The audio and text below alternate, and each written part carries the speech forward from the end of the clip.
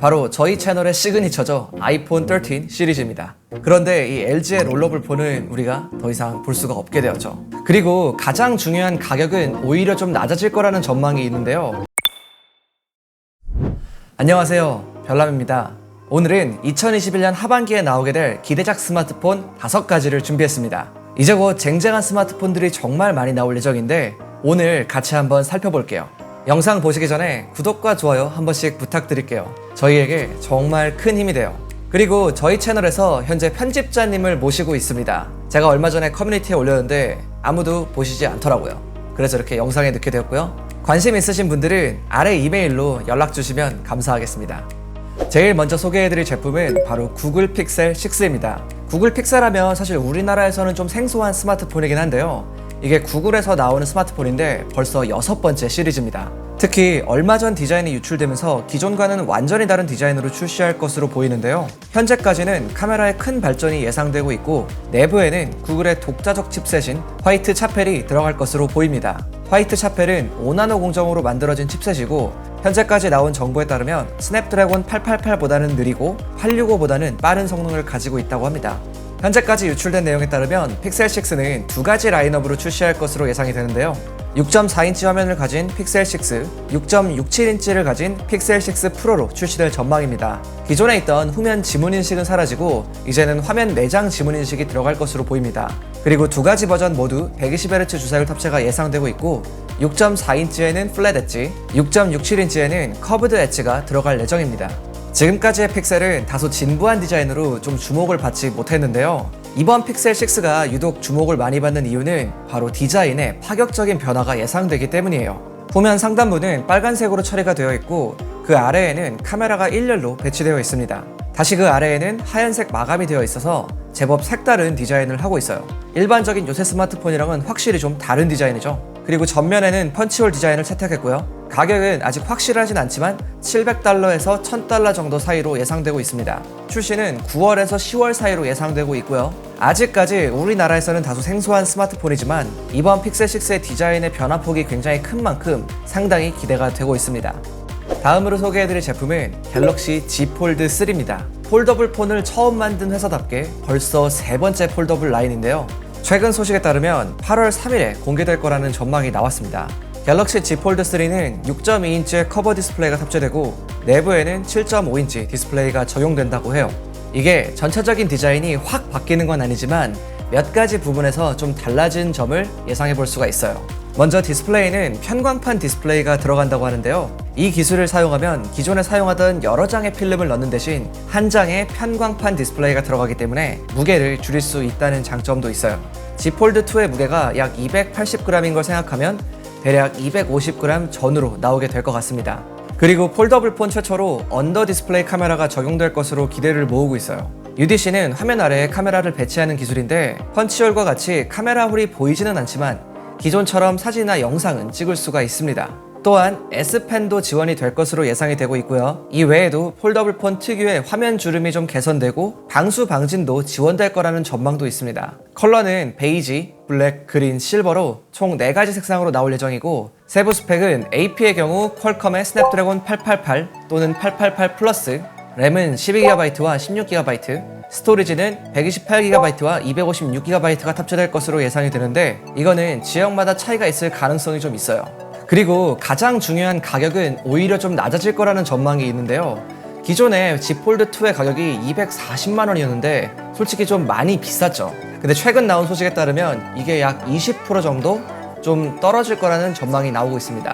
이러면 190만 원 정도의 가격대로 예상이 되는데 뭐 여전히 비싼 건 비싼데 그래도 기존보다는 가격이 많이 좀 착해진 느낌이 나긴 하네요. 그리고 세 번째는 갤럭시 Z 폴드 3와 같이 공개가 기대되는 갤럭시 Z 플립 3입니다. 이번 Z 플립 3의 가장 큰 변화는 더 커진 외부 화면인데요. 기존에는 정말 간단한 알림 정도만 확인할 수 있었다면 이번에는 1.83인치로 좀 커져가고 화면으로 문자 메시지 정도는 확인할 수가 있게 되었습니다. 그리고 외부 디스플레이가 있는 부분에 이제는 투톤 컬러가 적용이 되고요. 가로로 배치되었던 카메라가 세로로 들어가면서 기존과는 좀 다른 느낌의 갤럭시 Z 플립 3를 만나볼 수 있을 것 같습니다. Z 플립 3의 다양한 컬러들도 큰 관심을 끌고 있는데요. 현재 Z 플립 3는 그린, 퍼플, 베이지, 그레이 이렇게 4가지 컬러가 기본적으로 제공될 예정입니다. 여기에 국가별 또는 통신사별로 한정 컬러가 추가되면 더 다양한 컬러 옵션도 예상이 되고는 있는데 핑크나 화이트, 다크블루 이런 컬러들도 기대해 볼 수 있을 것 같아요. 내부 디스플레이는 6.7인치로 동일한 사이즈가 예상이 되고 있고요. 3300mAh의 배터리가 들어갈 것 같은데 이번에도 배터리의 증가는 없을 것으로 보입니다. 기존 Z 플립 같은 경우도 이 배터리가 굉장히 빨리 닳는 이슈가 좀 있었는데 이 부분은 조금은 아쉽네요. 그리고 스냅드래곤 888 칩셋과 8GB의 램, 256GB의 스토리지를 갖춘 것으로 현재까지는 알려져 있어요. 이 녀석도 Z 폴드 3와 마찬가지로 가격이 좀 다운될 거다 이런 전망이 있는데요. 현재까지는 약 20% 정도 가격이 좀 저렴해질 거다 이런 예상들이 나오고 있어요. 현재 판매되고 있는 가격이 165만원인데 한 20% 정도 저렴해지면 약 130만원 정도에 출시할 것으로 예상이 되고 있습니다. 물론 이 값도 굉장히 비싼 건 맞지만 기존보다는 그래도 값이 좀 낮아져가지고 진입 장벽 자체는 조금 낮아진 것 같아요. 자, 다음은 새로운 폼팩터인 롤러블 폰인데요. 원래 올해 제가 가장 기대를 했던 스마트폰이 LG에서 나올 롤러블 폰이었어요. 그런데 이 LG의 롤러블 폰은 우리가 더 이상 볼 수가 없게 되었죠. LG가 스마트폰을 접으면서 여러 회사들이 세계 최초의 롤러블 폰 타이틀에 도전을 하고 있는데요. 최근 디지타임즈의 보도를 보면 세계 최초의 롤러블 폰은 오포의 롤러블 폰이 될 거라고 합니다. 오포는 작년에 오포 X 2021이라는 롤러블 폰을 공개했는데요. 이 제품은 6.7인치 화면 사이즈에서 7.4인치까지 화면이 확장되게 됩니다. 접거나 펼치는 게 아닌 제품 뒤쪽에 말려있던 화면이 왼쪽으로 펼쳐지면서 화면이 확장이 되는 방식이에요. 그런데 폴더블 폰과는 좀 다르게 화면에 주름이 없어요. 그래서 터치할 때 좀 거슬리거나 하는 이런 부분들이 좀 없고 좀 더 깨끗한 화면을 볼 수가 있습니다. 그리고 앱 사용 중에 확장을 해도 자연스럽게 전환이 되고요. 생각보다 화면을 늘리고 줄이는 게 편리하다고 합니다. 폴더블처럼 굳이 손으로 열었다 닫았다 하지 않고 측면 버튼을 스와이프하거나 2번 누르면 화면을 확장시킬 수도 있고 또 반대로 줄일 수도 있다고 해요. 하지만 오포 X 2021은 화면이 확장되는 범위 자체가 다소 어중간하다는 지적도 좀 받고 있어요. 오포의 롤러블 폰은 6.7인치에서 7.4인치까지 밖에 늘어나지 않습니다. 그러니까 불과 1인치도 안 되는 화면 사이즈예요. 그래서 화면이 커져도 이게 드라마틱하게 커지는 것도 아니고요. 거기다가 이 사이즈도 좀 어중간하기 때문에 앱을 2개 띄워놓기도 조금 부족한 공간이라고 합니다. 기술적인 부분 때문에 더 확장을 안 시키는 건지 아니면 디자인적인 요소 때문인지는 제가 정확하게는 모르겠지만 어쨌든 좀 더 커진다면 여러모로 좀 더 다양하게 사용할 수 있을 것 같아요. 아무튼 오포 X 2021이 이번 하반기에 출시가 된다면 어떤 모습으로 나올지 기대를 해봐도 좋을 것 같습니다.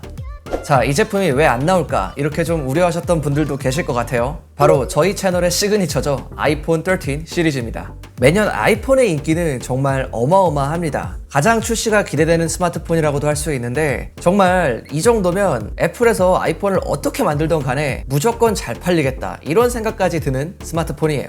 사실 저희 영상을 많이 보신 분들이라면 아이폰 13에 대해서 여러 가지 상당히 자세하게 알고 계실 텐데요. 일단 화면 크기는 아이폰 12 시리즈와 동일할 것으로 예상이 되고 있고요. 디자인도 비슷할 것으로 예상이 되는데요. 눈에 띄게 달라지는 점이 있다면 아이폰 13 미니와 아이폰 13의 카메라 렌즈는 대각선으로 배열이 바뀌게 됩니다. 13 프로, 13 프로 맥스는 그대로 삼각형 배열이 예상이 되고 있는데 전체 라인업의 카메라 섬과 렌즈의 크기가 기존보다는 제법 큰 사이즈를 가지게 됩니다. 카메라의 경우는 전 모델에 센서 시프트 OIS가 들어간다는 얘기가 있는데 이거는 아직까지 확정적인 소식은 아닌 것 같고요. 그리고 마침내 노치의 변화도 좀 기대해 볼 수 있을 것 같아요.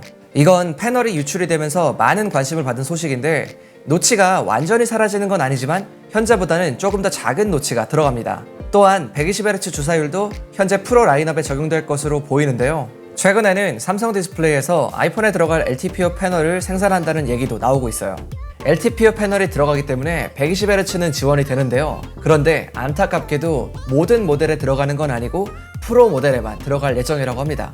다른 스마트폰 회사들도 플래그십 라인에 고주사율을 넣고 있는 상황이고 여기에 구체적인 소식들이 들려오고 있기 때문에 이번 아이폰에 120Hz가 지원될 가능성은 상당히 높아 보입니다. 진짜 이 정도 했으면 넣어줘야죠. 여러분들이 생각해도 그렇죠? 물론 이 외에도 정말 다양한 소식들이 많이 나와 있지만 오늘은 좀 여러분들이 가장 궁금해하실 만한 소식들 위주로 준비해봤고요. 그리고 터치 아이디가 들어가냐 안 들어가냐 이 부분에 대해서도 굉장히 궁금하신 분들이 많은 것 같아요. 아직까지 자세한 소식이 나오진 않았지만 이 부분도 나오는 대로 바로 전달해 드리도록 할게요. 오늘은 2021년 하반기에 나올 기대작 스마트폰 5가지를 모아봤고요. 오늘 영상 어떠셨나요?